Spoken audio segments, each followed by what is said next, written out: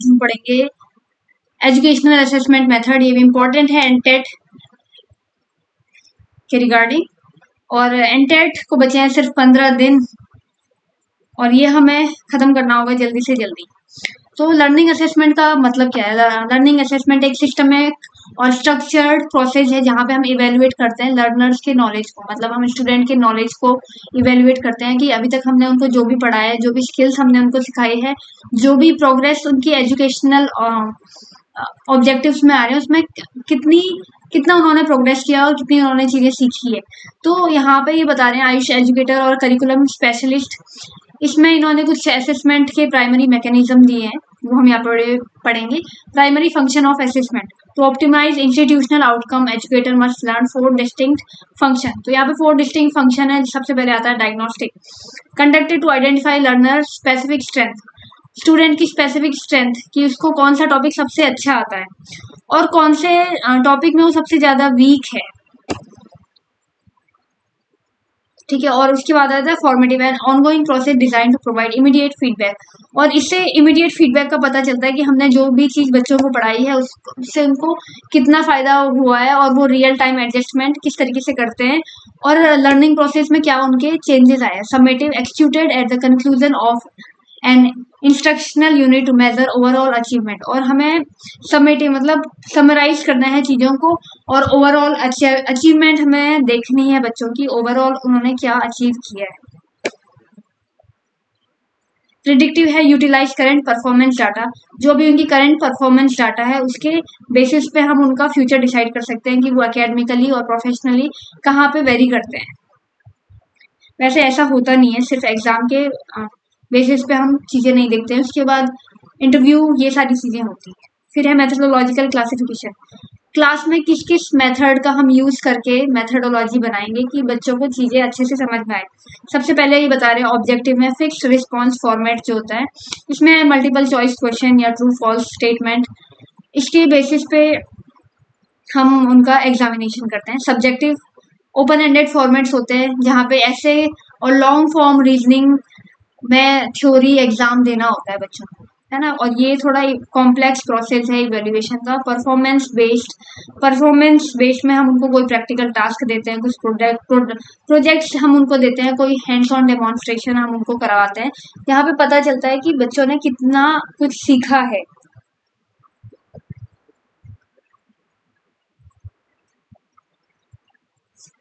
ठीक है, फिर आता है core principle of assessment, to maintain academic integrity and instructional quality all the evaluation framework must be build upon the following 4 principle. यहाँ पे भी 4 प्रिंसिपल्स दिए गए हैं, ऊपर भी हमने 4 प्रिंसिपल्स ही देखे थे, डायग्नोस्टिक, फॉर्मेटिव, समेटिव और प्रेडिक्टिव। फिर मेथोडोलॉजिकल क्लासिफिकेशन में हमने 3 क्लासिफिकेशन देखे थे, ऑब्जेक्टिव, सब्जेक्टिव और performance based. Core principle of assessment है validity, reliability, fairness, feedback. Validity ensuring the assessment tool accurately measure the specific learning outcome or competency it was intended to evaluate. Specific learning outcome में यहाँ पे accurately measure होता है, accurately measure the specific learning outcome और competency. Reliability, the maintenance of consistency, the reliable assessment produces stable and repeatable result across time.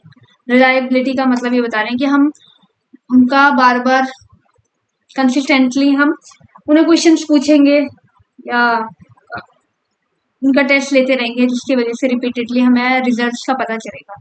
Fairness, institutional commitment to be unbiased और equitable process, हमें यहाँ पे unbiased होना होता है और equitable process के साथ हमें फेयरनेस रखनी चाहिए ताकि जो लर्नर है वो आइडेंटिकल अपॉर्चुनिटी को देख पाए और डिमॉन्स्ट्रेट कर पाए कि उन्होंने जो अभी तक चीजें सीखी है वो सही थी या नहीं।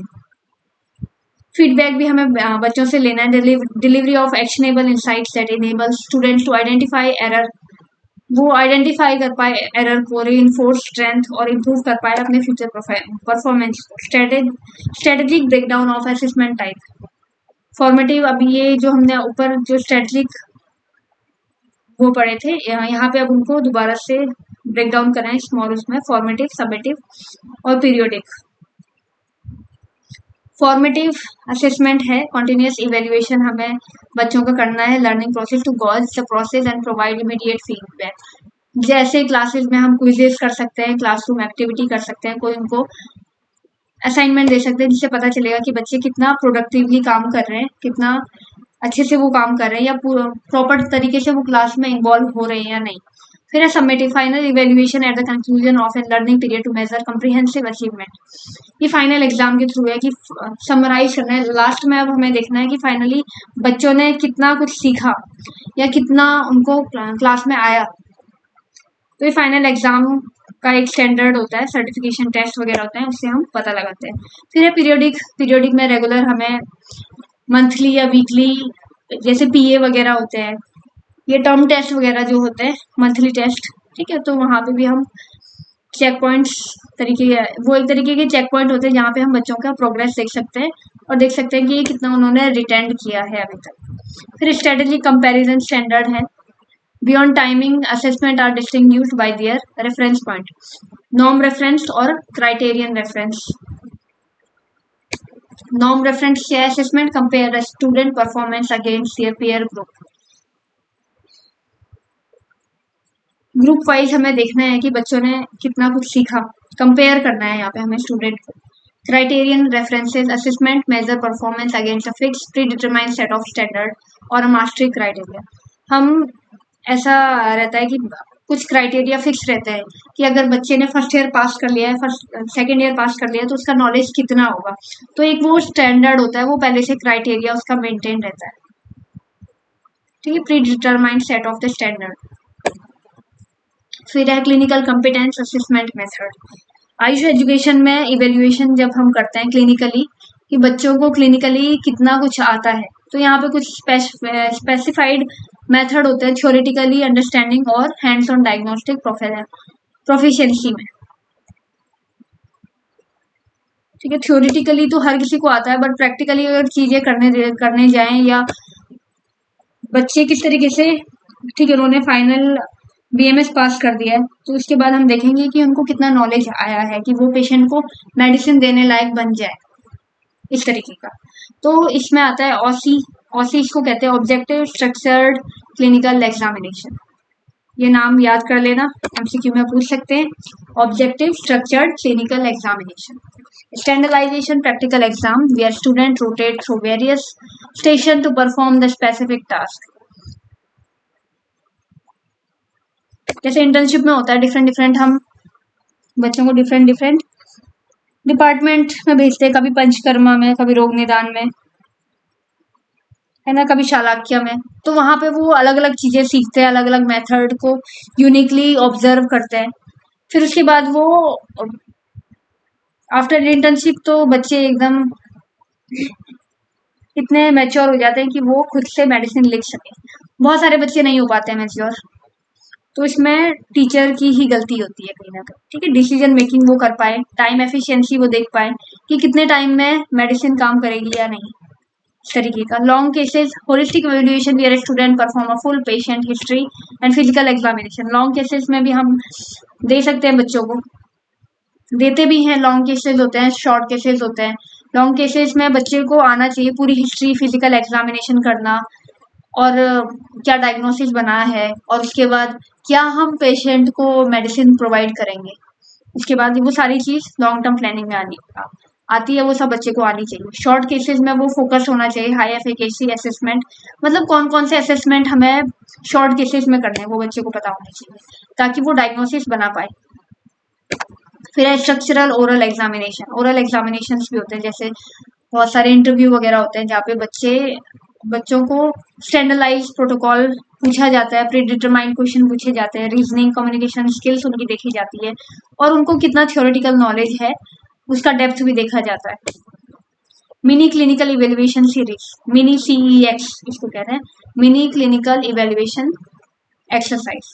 शॉर्ट होते हैं ये, बेड साइड इवेल्युएशन। और अब ये जो मिनी CEX है ना, अगर आप इसको पढ़ोगे नहीं ना तो आप एग्जाम में इसको निकाल नहीं पाओगे कि ये क्या है, ठीक है। Mini CEX short bed side evaluation. Bed side viva भी होता है बच्चों का, है ना, वो स्पेसिफिक क्लिनिकल कॉम्पिटेंसीज ये भी उनको आना चाहिए। इमीडिएट टारगेटेड फीडबैक और रियल वर्ड सेटिंग, ये सब उनको आना चाहिए। ठीक है, मिनी क्लिनिकल इवेल्युएशन एक्सरसाइज से आप याद करना, short bed side evaluation of specific clinical कंपिटेंसीज, targeted feedback in real word setting. ये छोटा सा वर्डिंग आपको याद आनी चाहिए वहां पे। Stimulation assessment, the use of standard patient और stimulators to test clinical skill in a realistic yet safe and reproducible environment. ठीक है, स्टैंडर्डाइज्ड पेशेंट मतलब जो बहुत ही कॉमनली मिलते हैं ऐसे पेशेंट को हमें बच्चों को देना है, ताकि वो जो क्लिनिकल टेस्ट वगैरह है वो रियलिस्टिकली कर सके पेशेंट्स में।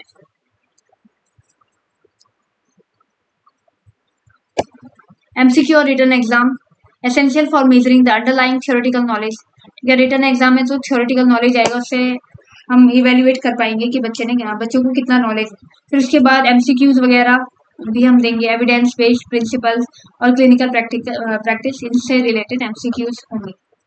फिर curriculum specialised should also integrate direct clinical observation for real time performance. ठीक है, डायरेक्ट क्लिनिकल ऑब्जर्वेशन हम कब करेंगे?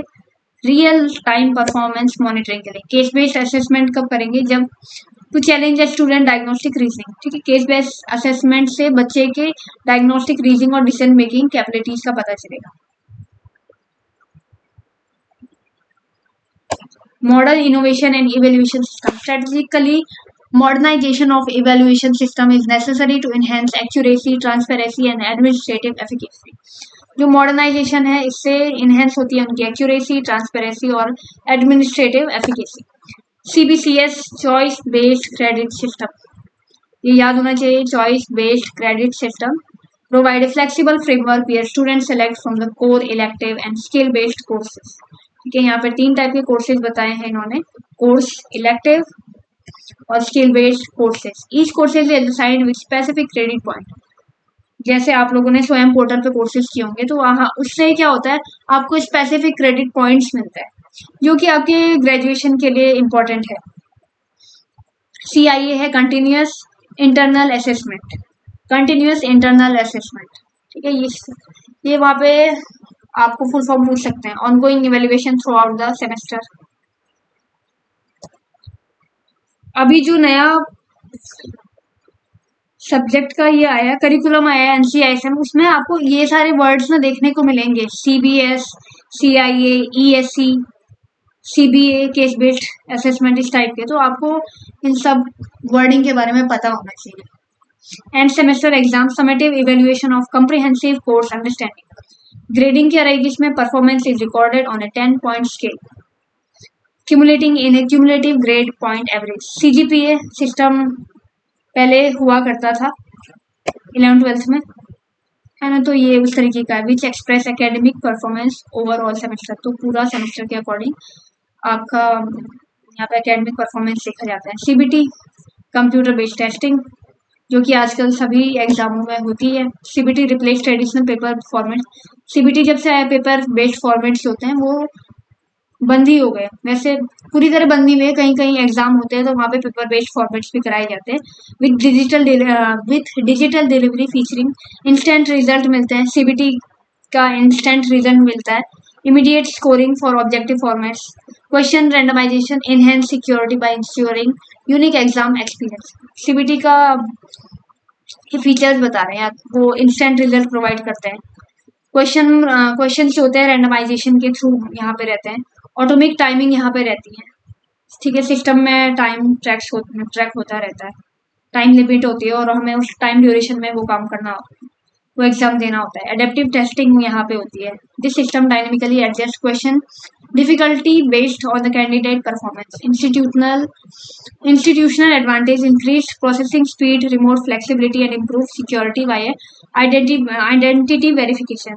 तो जो ये CBT होता है ना, ये बहुत ही स्पीडली प्रोसेसिंग करता है, रिमोट फ्लेक्सिबिलिटी, हम कहीं से भी इसको पेपर दे सकते हैं और इसमें सिक्योरिटी अच्छी होती है और आइडेंटिफिकेशन, मतलब अगर किसी बच्चे को आइडेंटिफाई करना है तो यहाँ पे वेरिफिकेशन बहुत ही इजीली हो जाता है। इंस्टीट्यूशनल लिमिटेशन इसमें होता है, risk of technical network failure का यहाँ पे लिमिटेशन है कि अगर नेटवर्क चला जाता है तो एग्जाम बीच में बंद हो जाएगा। Requirement for the student digital proficiency.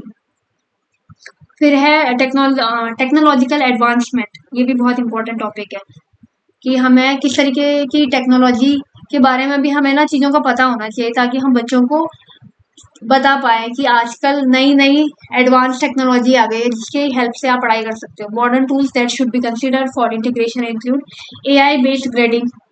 अब एआई बेस्ड ग्रेडिंग होती है ऑब्जेक्टिव में भी और सब्जेक्टिव में। गेमिफाइड असेसमेंट, हम बच्चों को गेम्स के थ्रू कुछ पॉइंट्स वगैरह रिवॉर्ड वगैरह, ताकि बच्चों का कॉन्फिडेंस जो हो बूस्ट हो और वो इंगेज रहे पढ़ाई में। फिर है ई पोर्टफोलियो, जैसे डिजिटल रिपोजिटरीज होती है जहाँ पे स्टूडेंट का वर्क लॉन्ग टर्म के लिए रखा जाता है। जैसे इसको ई बुक टाइप भी हम दे सकते हैं, ई लाइब्रेरी टाइप है ये ई बुक ई पोर्टफोलियो, यहाँ पे बहुत सारी बुक्स होती है, ई बुक्स, वो लॉन्ग टर्म तक आपके पास रहेगी। ठीक है, लॉन्गिट्यूडनल असेसमेंट के लिए इंपॉर्टेंट होता है। फिर आता है इंस्टेंट फीडबैक। आजकल बहुत सारे ऑनलाइन सिस्टम प्रोवाइड किए जाते हैं जहाँ पे इंस्टेंट फीडबैक आप दे सकते हो। ठीक है, स्कैन करके क्यूआर कोड भी जनरेट होता है कि आप क्यूआर कोड को स्कैन करो और आप अपना वहाँ पे फीडबैक फॉर्म सबमिट कर सकते हो। Remote proctoring, secure supervised online testing environment. The synthesis of observation and feedback. Effective assessment, अब ये बता रहे हैं कि ऑब्जर्वेशन और फीडबैक का क्या रोल है। Effective assessment relies on the dynamic interaction between observation and feedback which serves as an engine for formative assessment। अगर हम बच्चे ऑब्जर्वेशन और फीडबैक करते हैं तो इससे हमें फॉर्मेटिव असेसमेंट का पता चलता है। ऑब्जर्वेशन से the act of monitoring real time performance. Observation से ये पता चलता है कि बच्चा किस तरीके से काम कर रहा है रियल टाइम में, मतलब वो पेशेंट के डिजीज को डायग्नोज कर पा रहा है या नहीं, और पेशेंट के साथ उसका बिहेवियर किस तरीके का है, प्रैक्टिकल एप्लीकेशन या थ्योरेटिकल नॉलेज को किस तरीके से अप्लाई कर रहा है। फिर आता है feedback, the delivery of the actionable insights when integrated into an ongoing formative evaluation. Feedback correct misconception, feedback से क्या होता है, मिसकंसेप्शन दूर हो जाते हैं, रीइंफोर्समेंट होता है, अगर आपने कुछ आंसर्स गलत किए तो उसका पता चल जाता है।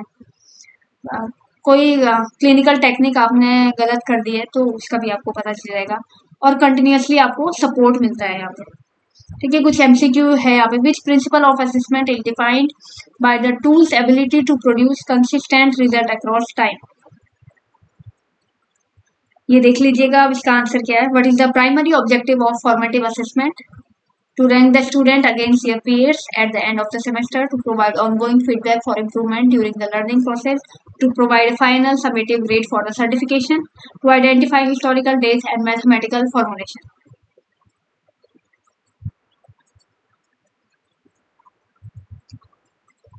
ठीक है, थर्ड है in a computer based testing environment what does adaptive testing intend. Adaptive testing का मतलब क्या है, यहाँ पे आपको ऑप्शन दिए हुए हैं, आप देख सकते हैं। Which clinical assessment method utilize standardization station and is specifically designed to be objective within the choice-based credit system? Which metric expresses a student's academic performance cumulative over all semester?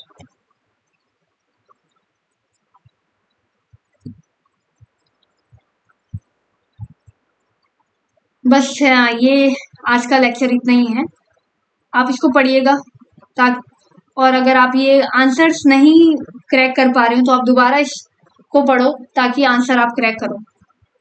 मिलते हैं next lecture में। Like share और subscribe जरूर कीजिए और notification on कर लीजिएगा ताकि आपको नेक्स्ट वीडियो का लिंक मिल जाए।